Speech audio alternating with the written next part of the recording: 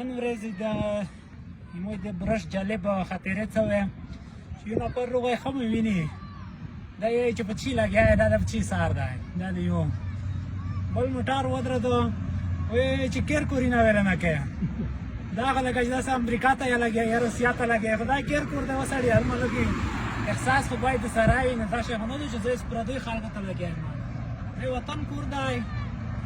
وطن په خدمات کې نه دا هلته خبره چې سړی وکړي ولې ځوانان وي سړی نه هیلې شي ډېر والا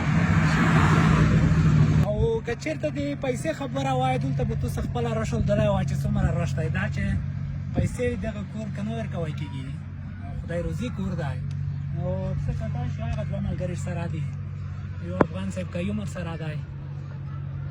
که چېرته پیسې ورکوی که دا تاسو ګرځېدلی وای دلته برشنه زوی که دا که نه که دا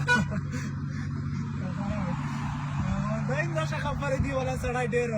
او د دا هیله کېږي چې باید خپل مرض